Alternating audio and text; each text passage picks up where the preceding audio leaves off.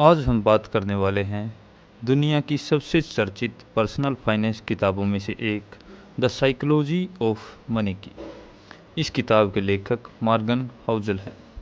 यह किताब हमें पैसा कमाने के तरीके नहीं सिखाती, बल्कि यह सिखाती है कि इंसान पैसे के बारे में क्या सोचता है और वही सोच उसके आर्थिक भविष्य को कैसे बदल देती है। इस किताब में 19 छोटी छोटी कहानियों के माध्यम से बताया गया है कि धन सिर्फ गणित का खेल नहीं, बल्कि हमारे व्यवहार, आदतों और फैसलों का परिणाम है। यही वजह है कि यह किताब दुनिया भर में लाखों लोगों द्वारा पढ़ी और पसंद की गई है।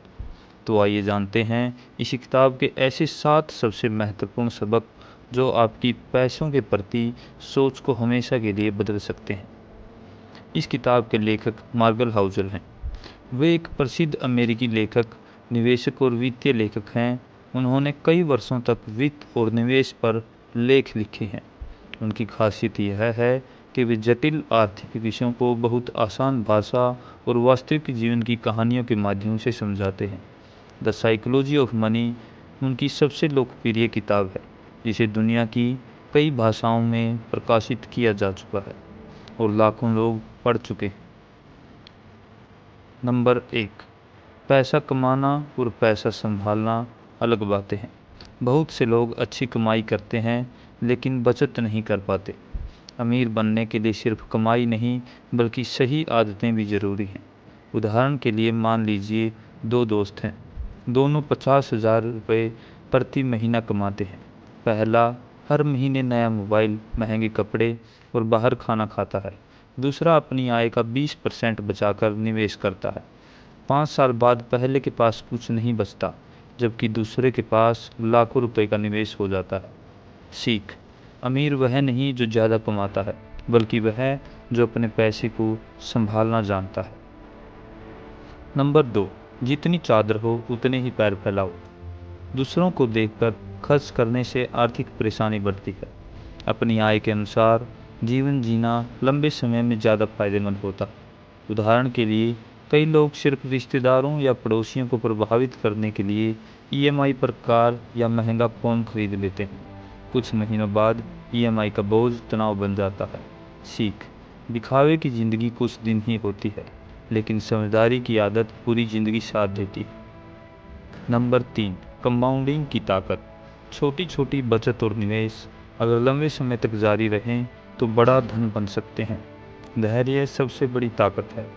उदाहरण के लिए अगर कोई व्यक्ति 25 साल की उम्र से हर महीने 2,000 निवेश करे और 60 साल तक जारी रखे, तो लंबे समय में वह छोटी रकम बड़ी पूंजी में बदल सकती है। सीख: बड़ी शुरुआत नहीं, जल्दी शुरुआत ज़्यादा महत्वपूर्ण है। नंबर 4, सफलता में किस्मत भी भूमिका निभाती है। सफलता में मेहनत का योगदान होता है, लेकिन समय, अवसर और किस्मत भी भूमिका निभाते हैं। इसलिए दूसरों से तुलना करने के बजाय अपनी यात्रा पर ध्यान दें। उदाहरण के लिए 2 लोग एक जैसा बिजनेस शुरू करते हैं। एक को सही समय पर अच्छा मौका मिल जाता है, दूसरे को नहीं। इसका मतलब यह नहीं कि दूसरा मेहनती नहीं था। सीख: मेहनत जरूरी है, लेकिन विनम्र रहना भी उतना ही जरूरी है। नंबर 5, असली दौलत दिखाई नहीं देती। महंगी कार या बड़ा घर हमेशा अमीरी की निशानी नहीं होते। असली संपत्ति वह है जो आपने बचाकर और निवेश करके बनाई है। उदाहरण के लिए सड़क पर दिखने वाली महंगी कार देखकर हम सोचते हैं कि मालिक बहुत अमीर होगा, लेकिन हो सकता है वह कार लोन पर हो। दूसरी तरफ एक साधारण कपड़े पहनने वाला व्यक्ति करोड़ों का निवेशक भी हो सकता है। सीख: बैंक बैलेंस दिखता नहीं, लेकिन वह असली दौलत है। नंबर 6, आर्थिक आज़ादी सबसे बड़ी दौलत है।